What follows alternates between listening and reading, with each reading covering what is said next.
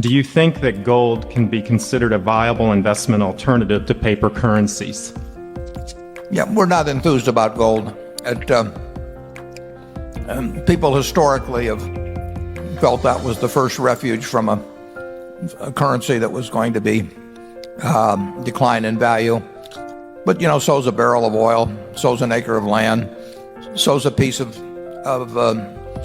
Coca-Cola, so's See's candy. See's candy. If the dollar goes down 50%, we will be selling See's candy for double the present price. We'll be getting the same real price for See's candy. People will work the same number of minutes or hours per week in order to buy a pound or a 2-pound box of the candy. So we would much prefer some asset that is going to be useful, whether the currency is worth what it is today or 10% of what it is today, or whether people are using seashells in order to transact business, because people will go on eating and they'll go on drinking and doing various things, and their preferences will translate in real dollars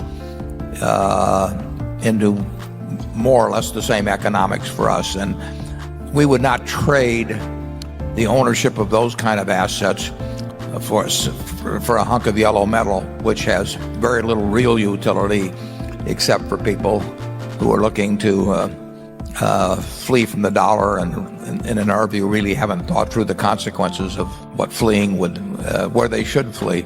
Charlie? Yeah, if you have the opportunities of Berkshire Hathaway, averaged out, gold is a dumb investment. My dad was a huge gold enthusiast, so I sat around the dinner table. My two sisters are here too, they will testify to it. We sat around listening to the virtues of gold, and that was in, we'll say, 1940, and gold at that time was $35 an ounce, and we would have had some storage and insurance costs. And here it is 65 years later, world wars, nuclear bombs, all kinds of things, and the compound rate from $35 to a little over $400 less those expenses is not something that causes me to salivate. Well, I would say this, that when we took over Berkshire, gold was at $20 and Berkshire was at $15. So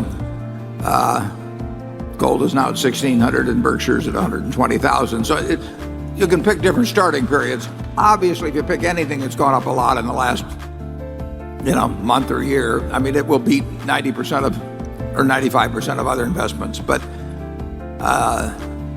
the one thing I would bet my life on, essentially, is over a 50-year period, not only will Berkshire do considerably better than gold, but common stocks as a group will do better than gold, and probably farmland will do better than gold. I mean, if you own an ounce of gold now and you caress it for the next 100 years, you'll have an ounce of gold 100 years from now.